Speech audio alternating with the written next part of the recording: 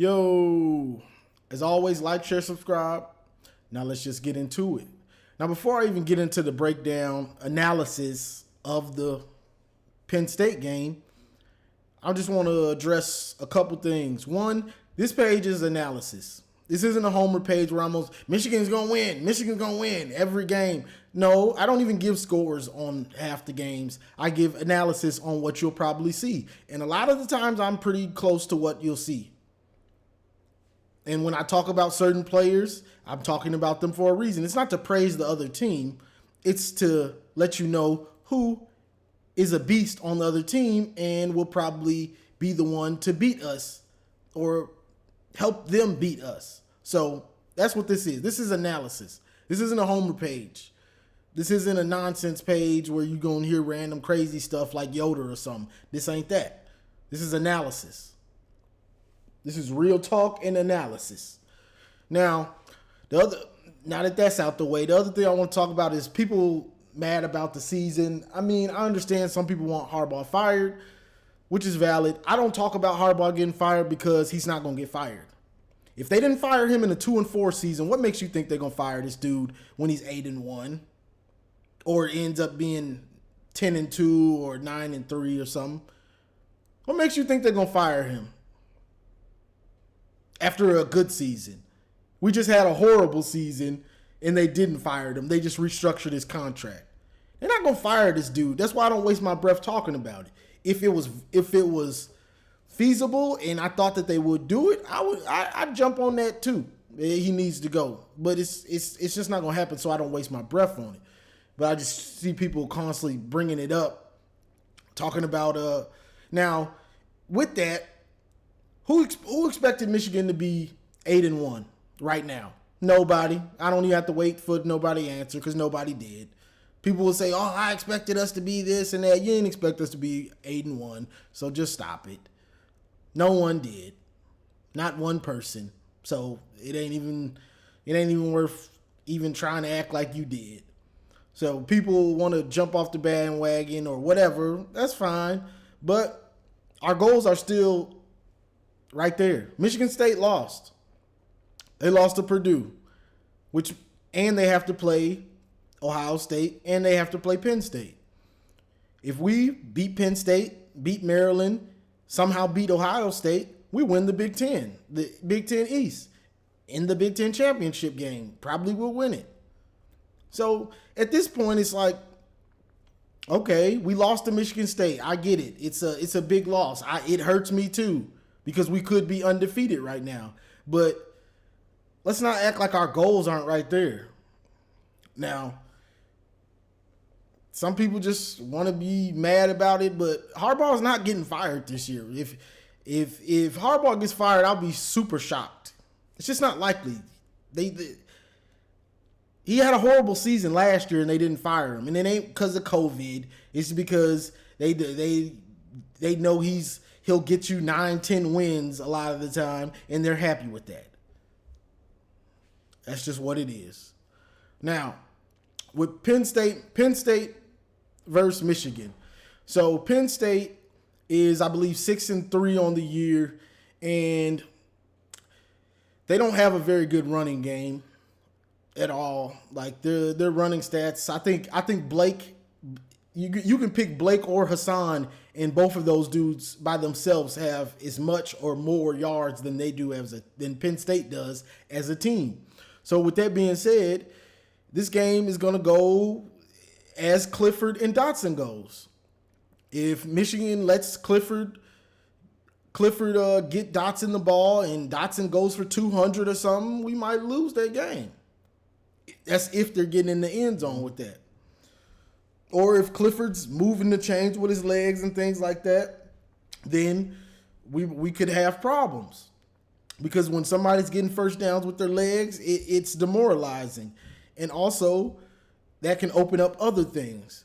Now, I'm not sure how 100% he is. He didn't really run yesterday against Maryland, but you never know.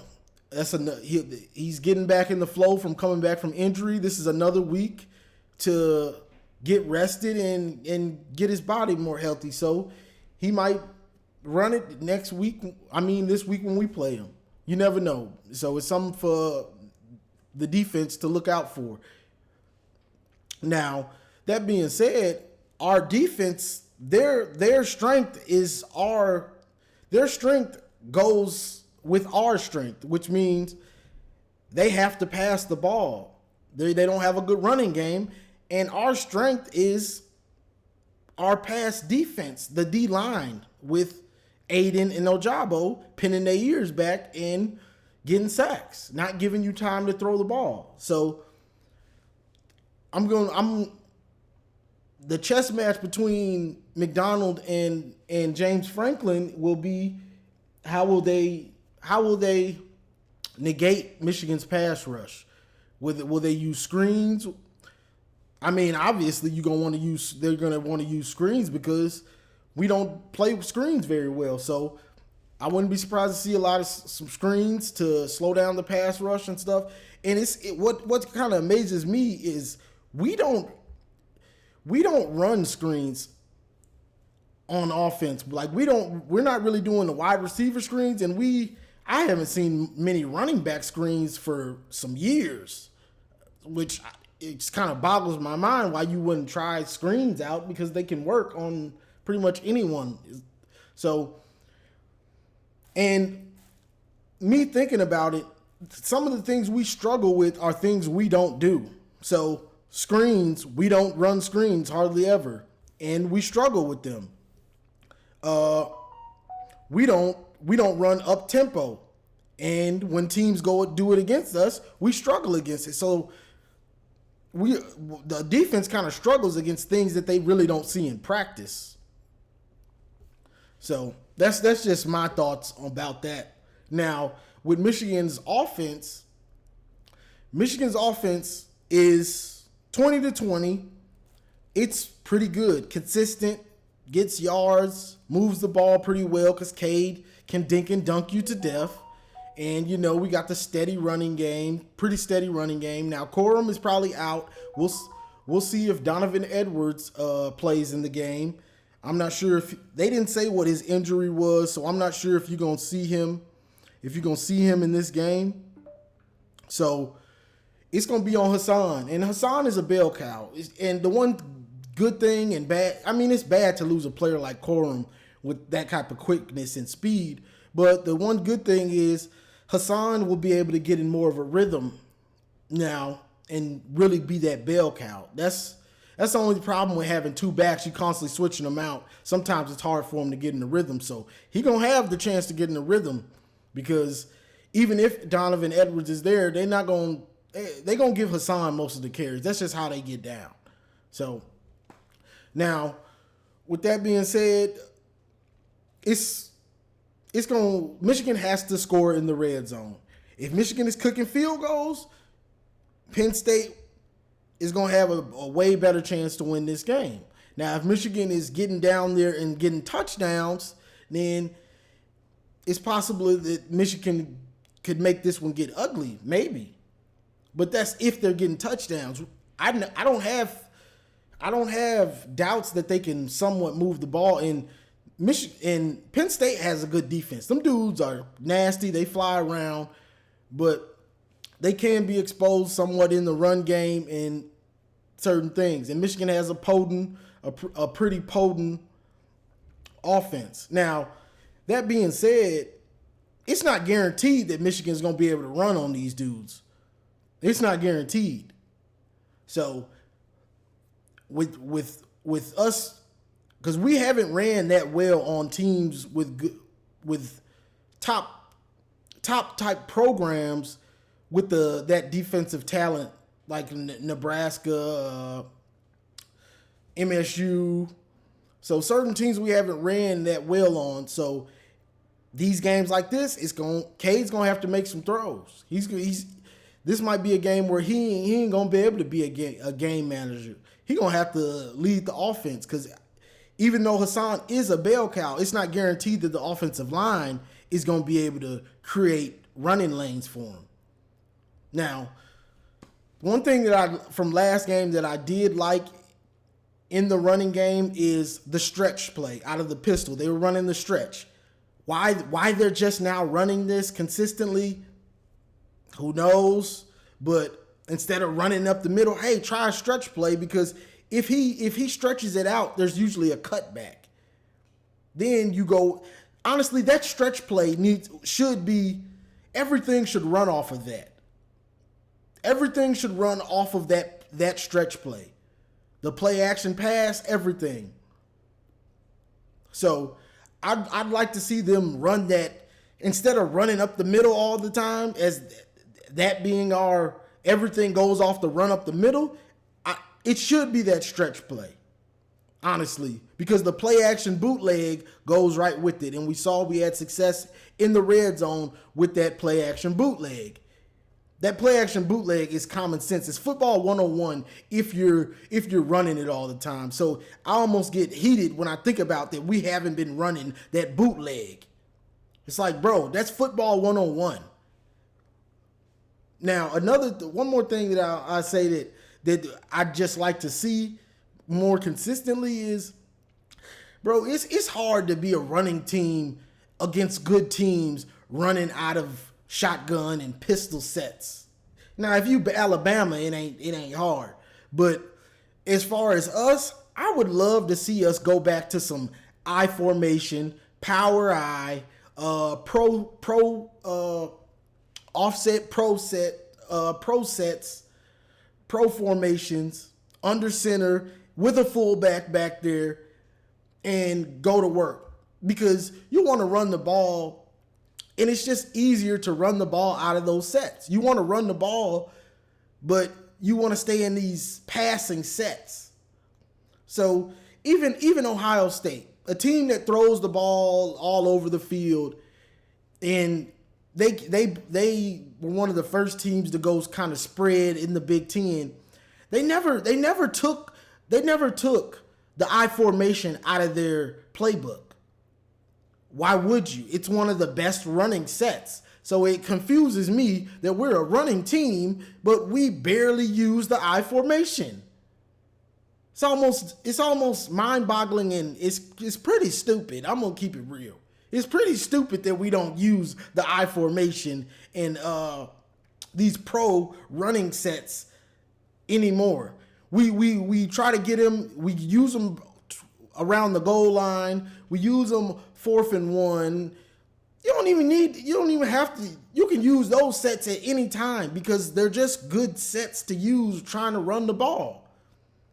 So us knocking our head against the wall, trying to run out the pistol and run out of shotgun, bro, you know you want to be Bo Schembechler. Why you scared to use Bo Schembechler sets? Just don't make sense to me. Like, even though we in the, I'm gonna get off of this in a second. we trying to run these spread sets and this stuff like that, and we still don't run them like they should be ran. So it's not like we slinging the ball all over the place.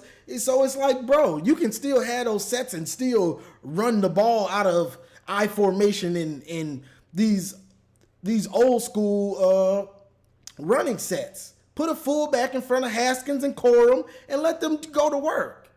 It just don't make sense to me that you don't use these sets when you want to run the ball all the time. It ain't like we slinging the ball all over the place. You might as well use them. So that's just my thought process, and it just don't make sense to me because it's harder to run out of shotgun sets than it is those sets.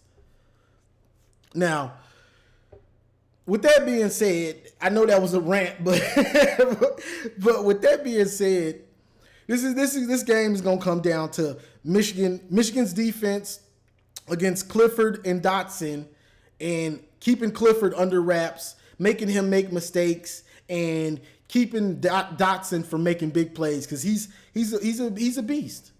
He's got like 9 touchdowns, 900 some yards. And on Michigan's offense, we're going to try to run the ball. I'm not sure if we will be able to run the ball, even though Haskins is a beast, but it's not the running back against the D line, really. It's the offensive line against their D line. If there's holes, Haskins gonna get his yards and he's gonna do his job well, but there has to be holes. So that's just the thing. I don't think we're gonna be able to run well on them. I could be wrong. But to me, Cade is gonna have to throw that ball and do his thing. He's gonna have probably 250 to win this, unless it's just a really low scoring game. But I got confidence we can move the ball from 20 to 20. It's gonna come down to the red zone. If we moving the ball, making plays, getting good running yardage when we need it, and getting to the red zone and kicking field goals, the game's gonna be closer than we want it to, even if we're outplaying them. And then it could be like Michigan State. Yeah, you've dominated them for the most part, but you're kicking field goals. Field goals will keep you the lead only to a certain point. If we're kicking field goals, it keeps us the lead, but it also will keep the other team in the game. So you getting 3 and they getting 7, it's only a matter of time before they pass you up. So they're going to have to figure out how to get touchdowns in the red zone. I hate to keep beating a dead horse, but it's that important and it's that big. You have to get touchdowns. So Gaddis has to get in the film room and figure out how to scheme up touchdowns. And to me, running play action bootlegs in the red zone, stuff like that could be a big part of it.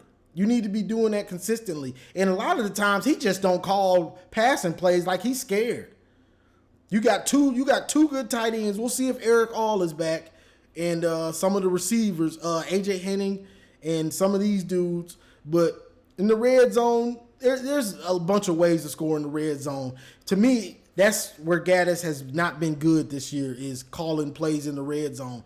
No matter if you're scared to let Cade throw it or what, bro, you got to figure it out and get some touchdowns, because it's all on the table for us. It's still on the table. I know people want to, it's over. We lost to Michigan State. It's over. This is the worst season ever. We 8-1. Shut up. Like, shut up. We 8-1. Just shut up.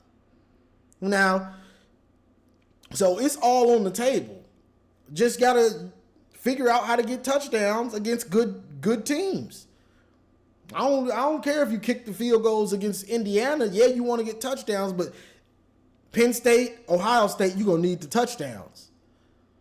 So that's all I got, y'all, for this one. I had to rant on that because it just gets tiring, bro. Like, it just gets tiring. Like, people hating on the team and they just mad at Harbaugh. They say they don't want to support or whatever. Well, don't support. But ain't nobody, you don't have to give me a memo that you're not supporting the team or whatever. It don't matter, because I'm still going to be here every Saturday and when the game's on and after and year after year. I'm still going to be here. So it's like I'm going to shut down my page. Oh, you left? Oh, man, I'm not going to make videos no more. I'm still going to be here. So it don't matter to me. If you leave, I'm still going to be here. So that's the thing. And this team is overachieving right now. Regardless of what people say, nobody thought they would be this good. So get this dub against Michigan, against Penn State.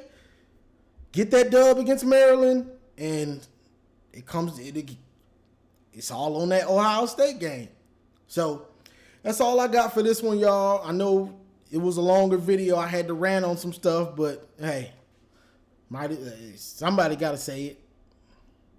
But that's what I'm thinking, y'all. Control Dotson, control Clifford. They don't have a good running game, so it's going to be on Kincaid consistently move the ball, because honestly, I don't think we're going to be able to run well on them. But that's just what I'm thinking. We might go out and run for 200 yards on them with Hassan by himself, but that's just what I'm thinking, because from what I've seen, when better the defense and people know that that's what we want to do, they're going to come down and have 8 guys in the box to stop our running game, to force Cade to beat you. The one game we needed Cade to go and finish it to get the win, He couldn't do it, regardless of what anybody says. He couldn't do it. He turned it over. Had 2 chances. So they're gonna try to make Cade beat us. Can he beat him? We'll find out this Saturday on Fox. So that's all I got, y'all. Like, share, subscribe, and as always, go blue.